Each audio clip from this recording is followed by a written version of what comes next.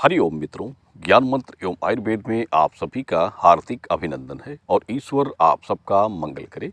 मित्रों, जिंदगी में आस और उम्मीद सबसे बड़ी चीज होती है और इसी सहारे पर इंसान अपने जीवन को व्यतीत करता है।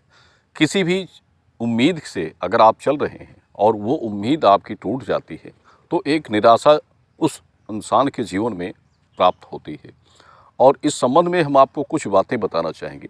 देखिए, कई स्त्रियों का एक सबसे बड़ा संचय होता है। जब भी उनका गर्भ बनता है तो गर्भ को लेकर उनको चिंता होती है कि इस गर्भ से क्या योग उन्हें प्राप्त होगा। और जैसे पहले से किसी को पुत्री संतान प्राप्त हुई है, पहली बार आप प्रेग्नेंट हुए और उस गर्भधारण से आपको कन्या प्राप्त हुई, दूसरी बार फिर आपको एक उम्मीद है कि इस गर्भ से हमें दूसरी संतान हो जाए और वो आपको नहीं होती है, फिर से कन्या का योग आपके जीवन में प्राप्त हो जाता है, तब वो निराश हो जाते हैं। और तीसरी बार अगर यही परिस्थिति आपके साथ हो जाती है तो एक उम्मीद जो होती है वो आपकी टूट जाती है और इंसान मायूस हो जाता है। तो इसमें हम आपको सिर्फ ये बताना चाहेंगे कि देखिए, एक मनोवैज्ञानिक बातें होती हैं, इसको आपको समझना चाहिए।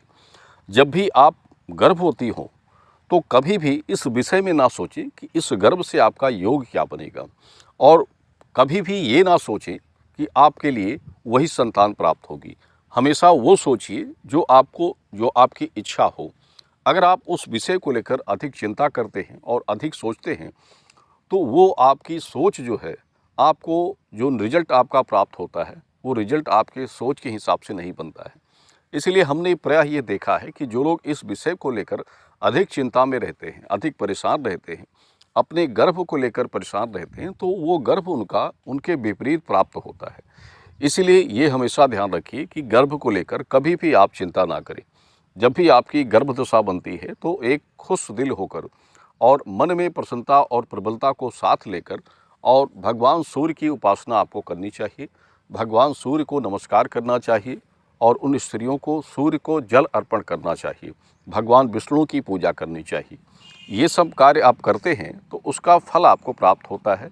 संतान गोपाल मंत्र का पाठ आपको करना चाहिए। तो ये सब चीज़ें आप कीजिए और विपरीत कभी ना सोचिए। देखिए, एक सुझाव के तौर से ये बातें हम आपको बताना चाहेंगे और ये जानकारी ना करने की कोशिश अक्सर किया करें कि ये गर्भ हमारा क्या हो रहा है, कभी भी ये नहीं सोचना चाहिए। और जो आपकी जो लास्ट डेट होती है, जो मासिक डेट होती है, उसकी गणना ही आपके उस गर्भ के योग को बताती है कि उस गर्भ का योग क्या बन सकता है।